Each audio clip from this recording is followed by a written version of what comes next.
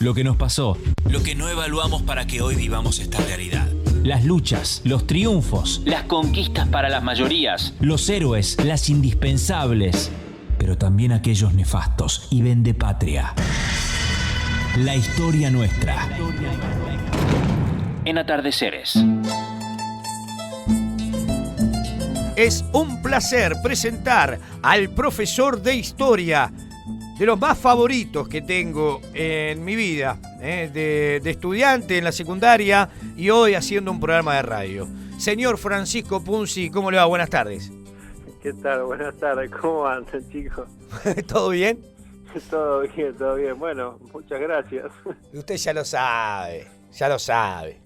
Sí, ya vamos a compartir la cerveza. Yo sí. creía que te daban ganas de tomar cerveza con cualquier banda igual, pero bueno. Pero escuchaba el folclore. Lo acabo de descubrir, ¿eh? ¿Viste cuando dicen que los manceros, te dan ganas de tomar algo, viste?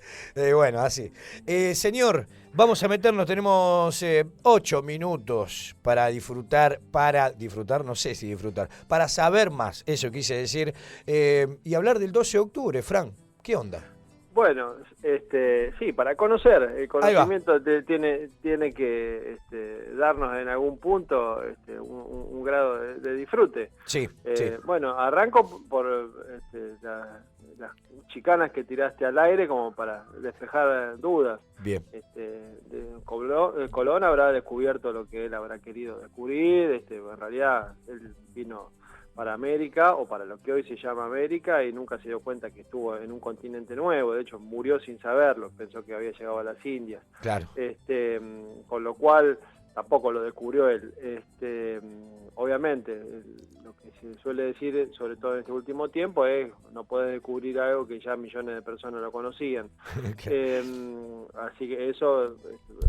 Punto número uno. Sí, sin duda. Y después, bueno, obviamente, se instaura como Día de la Raza en este país, en el gobierno de Irigoyen, estaba con las relaciones con España, digamos, reflotándose después de un siglo post-independencia, y recién en el gobierno de Cristina se establece como el Día del Respeto a la Diversidad Cultural.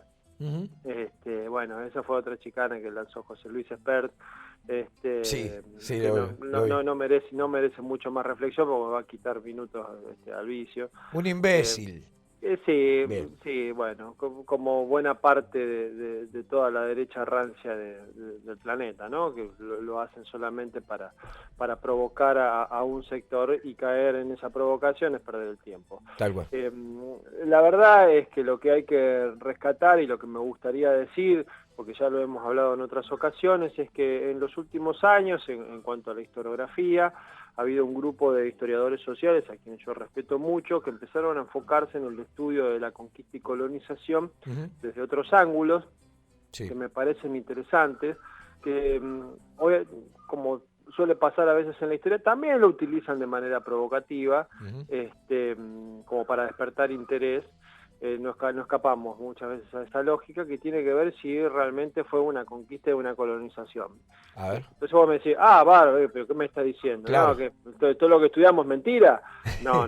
Ellos no niegan la conquista ni la colonización, sino que lo que intentan establecer es en qué grado de conquista y en qué grado de colonización a los diferentes pueblos indígenas o aborígenes, como lo quieran llamar, o indios, bajo las leyes de la corona española, sufrieron cada uno de estos grupos. Claro. Para darte un ejemplo, no es lo mismo la resistencia indígena de los diaguitas, por ejemplo, que fueron uno de los más duros de vencer, o la resistencia, no sé, de los quilmes, como también pudo haber sido la resistencia de aquellos que brindaron su colaboración con los conquistadores.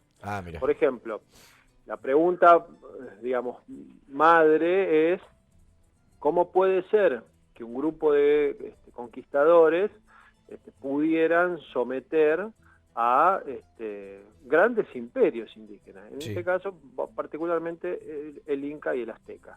Claro. Los aztecas, sobre todo, o mejor dicho, en el caso de los aztecas, encontraron muchas tribus, muchos indígenas aliados a los españoles. ¿Por qué? Porque los aztecas eran expansionistas por sus dioses, por las características que tenían ellos, por esa necesidad guerrera de ir avanzando hasta que llegaron a un punto que no podían avanzar más porque sus fuerzas no le daban. Sí. Ahora, a todas aquellas comunidades que sometieron los aztecas, por supuesto que encontraron la colaboración de ellos por parte de los españoles. Entonces, sí. ¿Y eso quiere decir que fueron colaboracionistas con los conquistadores? Bueno, una primera línea de investigación había dicho como que sí. Sin embargo, otros empezaron a decir, sí, pero sin embargo hay otras formas de resistencia, que no tienen que ver con una resistencia armada, con una resistencia abierta, hecha y derecha, sino con otras maneras de costumbre, otras costumbres, claro, o de lo que se aparenta ser. Bien.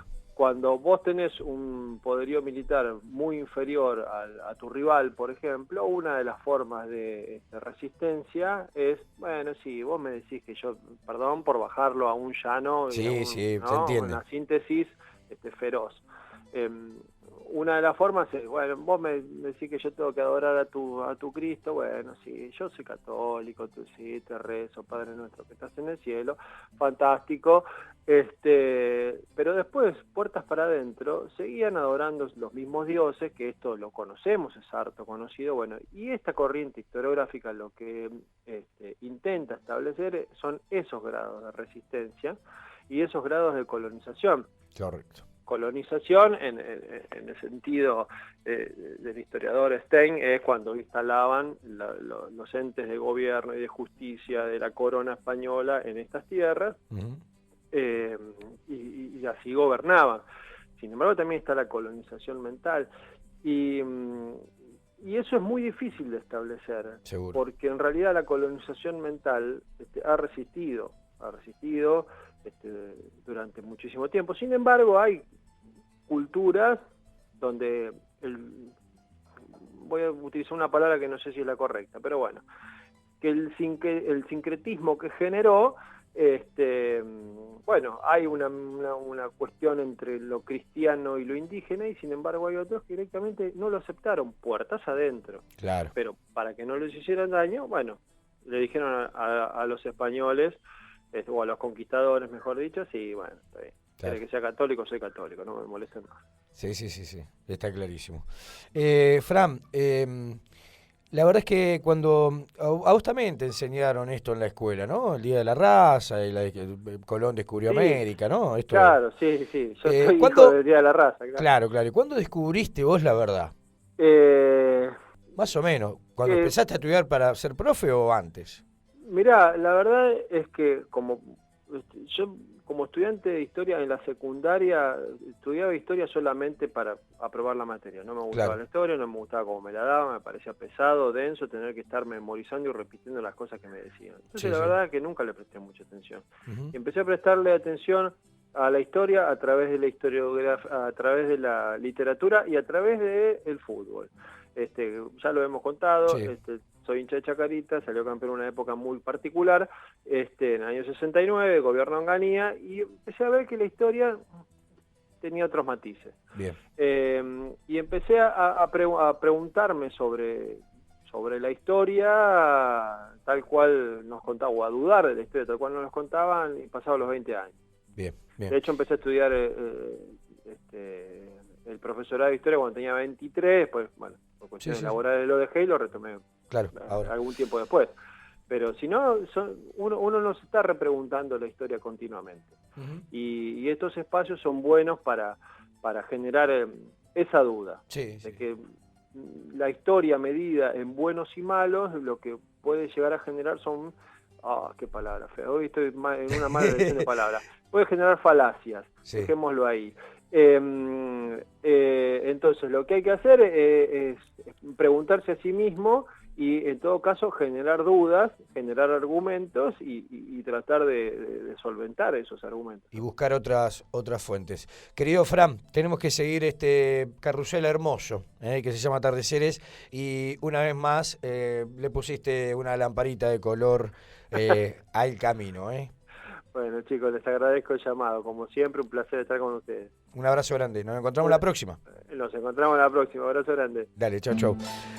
Francisco Punzi, nuestro profesor de historia aquí en Atardeceres. En Tránsito. En Tránsito. 93.9. Sonidos.